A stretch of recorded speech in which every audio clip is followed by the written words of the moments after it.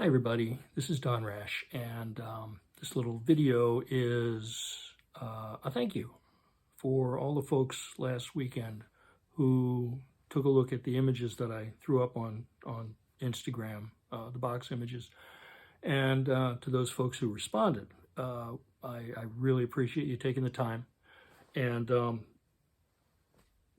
really good feedback. So I thought, it's the 21st century, do a video. So here it is. And what I want to do is, part of my thank you is a little show and tell.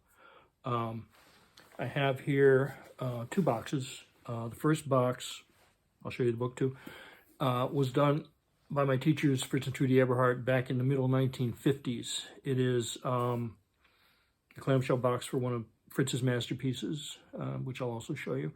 But this is an early example of the box style that I was asking about, where the spine is a flat board.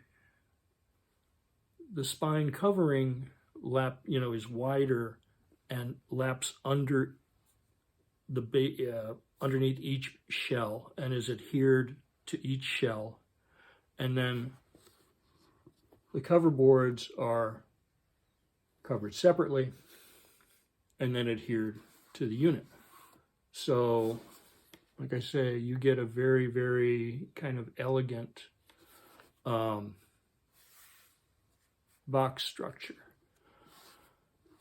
And my question was, did the Eberhardts invent this? It seemed unlikely, but I don't know. I got enough feedback that even if they did, it's not an uncommon structure. Oh, it's not a common structure, but it's not uncommon. A lot of people, let me know that they use this or something very like this. I've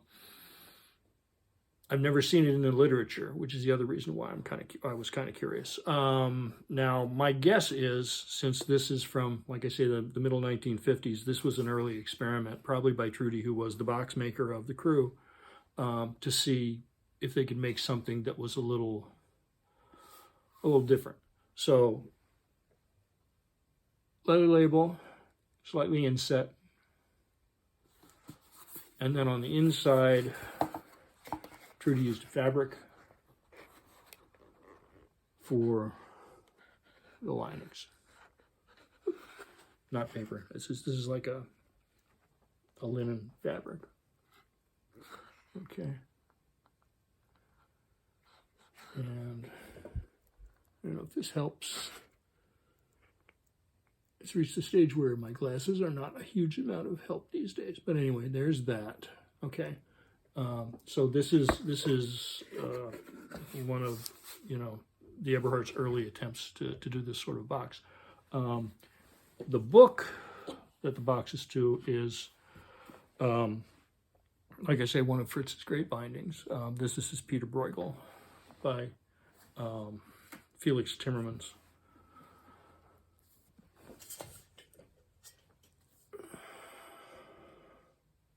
Seven chords sewn on 7 raised chords, and then the areas between the chords provide the demarcation for the areas of tooling. Each of these little guys is an individual. There are four separate tools, each put in by hand.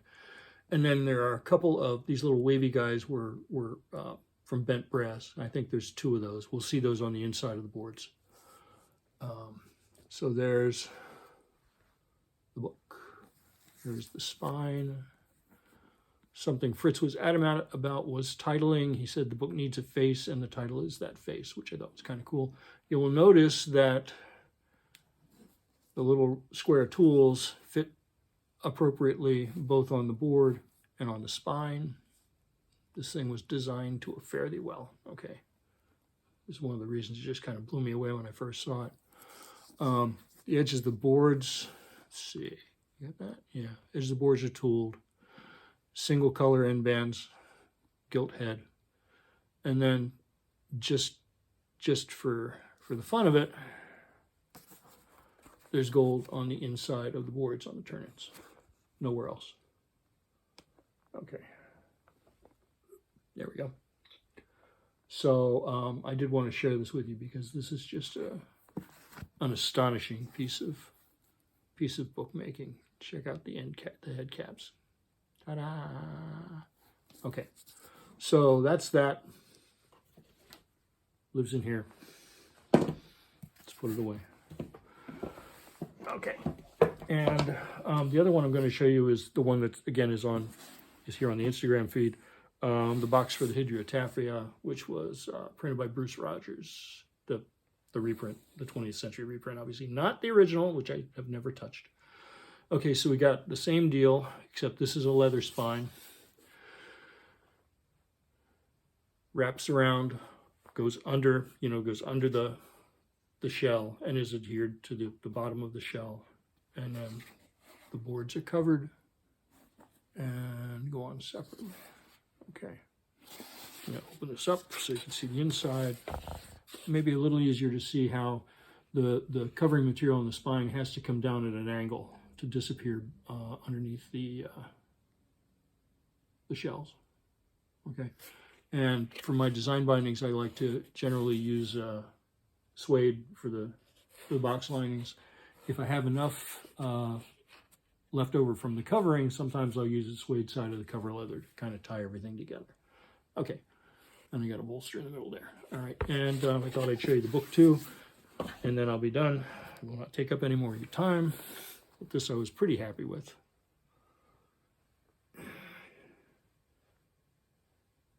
It's not, goth, but I think it's kind of cool. I decided to do that for the spine. Oops. Great fun. And then the backboard.